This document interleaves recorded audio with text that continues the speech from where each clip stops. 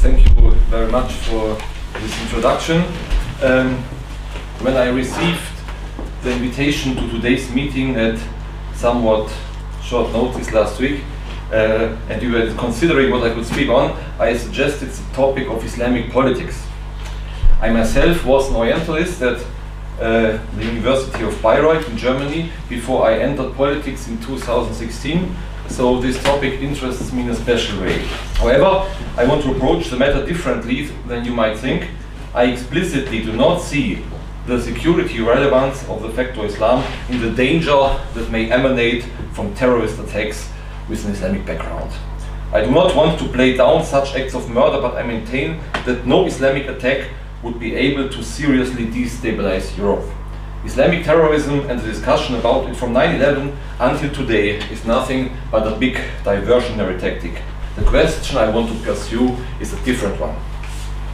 Let me start by reminding you that there was a time in the late 1990s and the early 2000s when the USA has put pressure on Germany and various other European countries to accept Turkey into the European Union.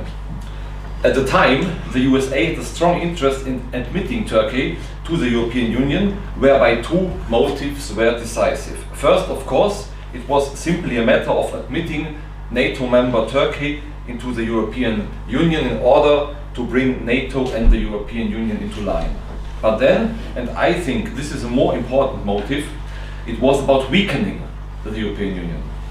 At the beginning of the 1990s, the American political scientist Samuel Huntington had shown through extensive comparative studies that alliances of states function the better, the more culturally homogeneous they are, and the worse, the greater the cultural differences between the member states are.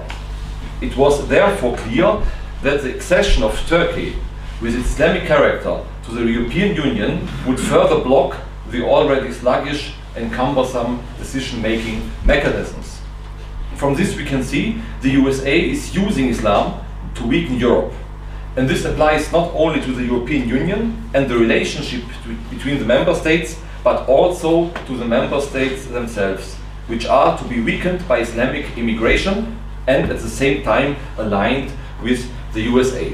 For the USA as a classic immigration country, that means as a country that was formed through immigration, multiculturalism does not mean a burden, but is in fact the strength of the USA, which has developed its very own identity and its own patriotism, at the center of which is a project of the pursuit of happiness regardless of origin.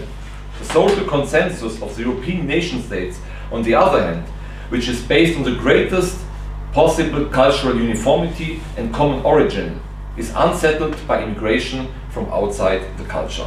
Conflicts erupt, the solidarity of society as a whole decreases, decision-making processes are slowed down. That is one effect. At the same time, the social structure of European nation states is becoming closer to that of the USA.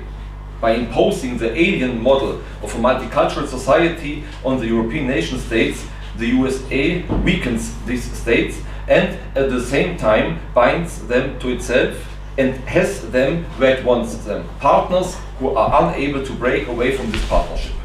Islam and immigration from Islamic countries is one of the most important tools the USA uses for this purpose.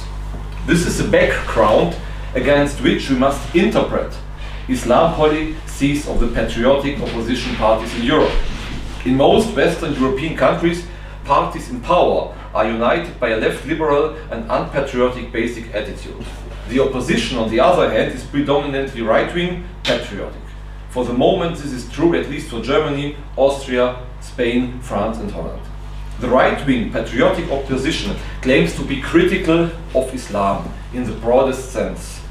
Although closer examination shows that a superficially critical attitude to Islam conceals two opposing basic attitudes. In other words, there is a globalist and an anti-globalist way of being critical towards Islam. The globalist critique is characterized by A. Criticizing Islam for refusing to join the rainbow circus, and in general for not sharing the so-called Western values. Example, a right-wing party declares itself in favor of a rainbow parade because this annoys Muslims. B. criticizing Islam in Islamic countries. This line of criticism of Islam has been vocal in the face of current events in Iran and has distinguished itself by criticizing the legitimate Iranian government. C. Criticizing Islam and demanding that it reforms itself. An example would be the Ibn Rushd Mosque in Berlin, where a liberal feminist Islam is preached. This mosque is supported, for example, by the AfD politician Beatrix von Storch. What this critique wants to achieve is a multi-compatible Islam that fits into prevailing politics. The goal is a globalist and delocated Islam that is at home all over the world. In principle, there is not much difference between this criticism of Islam by the patriotic opposition and the stand of the respective governments. It amounts to the same thing. The anti-globalist critique of Islam is quite different. As it is not really a critique of Islam, but a critique of Islamization. And I attach the greatest importance to this distinction. Critique of Islam, critique of Islamization. The principle of anti-globalist Islam criticism is not the statement Islam must be reformed. The principle of anti-globalist Islam criticism is Islam does not belong to Germany, or to Austria, or to Europe. Or, as the AfD politician Björn Höcke has said, Islam has a homeland, full stop. This criticism does not refer to Islam as such, but only to the presence of Islam where it does not belong. Strictly speaking, this kind of criticism refers to the uprooting of Islam through globalization. This critique of Islamization focuses on Islam in Europe and leaves Islam in its countries of origin in peace.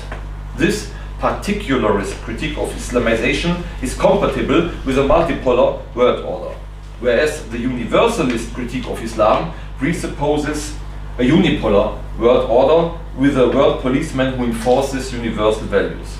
Needless to say, as a supporter of the multipolar world order, I do not take the standpoint of criticizing Islam, but of criticizing Islamization. Now, unfortunately, it is a case that Muslims, and with them Islam, can no longer be removed from Europe. You cannot squeeze the toothpaste back into the tube.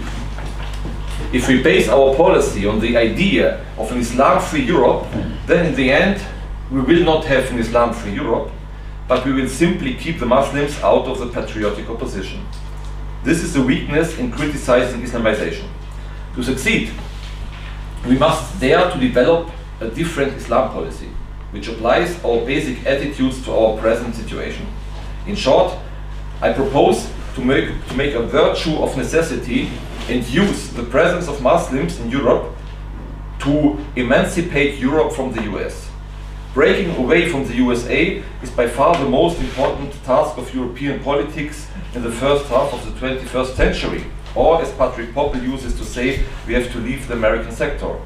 Everything else must therefore be subordinated to this task. We find many points of contact with Muslims in our confrontation with the USA. Firstly, Muslims are mostly critical of the US because of historical experiences from Afghanistan to Palestine. Secondly, due to a mostly strong piety, Muslims are not receptive to rainbow propaganda. Often they even actively resist it. Thirdly, Muslims often cultivate a strong skepticism towards government actions. During the Corona period, we, the AfD politicians in Germany, often heard from Muslims that they would gladly vote for us if we were not so hostile towards Islam, because we are the only ones resisting the Corona dictatorship. I'm sure we could find several more points of reference, but I don't want to offer too much theory, because a good relationship with at least some Muslims in Europe will develop if we are only open to it. There are at least some Muslims who love their European countries, where they have lived for decades, and want to work for the good of these countries, not at least in their own interest. These Muslims are just as critical of further immigration as the original Germans. Just like the original Germans, they do not want a climate policy that will make energy unaffordable for the weather in 200 years. They want no war with Russia. They want no arms deliveries to Ukraine and no sanctions that harm us and spoil our relationship with Russia. If we accept these Muslims as comrades in a common fight, life will already form this synthesis and give rise to a new patriotic European Islam. In any case, it is worth a try. For we would firstly put an end to the game of using Islam to weaken Europe. Secondly, we would weaken the ruling parties because we would take away part of their Islamic supporters. And thirdly, we would strengthen Europe because the European independence movement would be enriched by an Islamic branch. What we need is a new European patriotic and sovereign policy that prevents Islam from being a factor of weakness and insecurity and instead turns it into a factor of resistance. Thank you very much.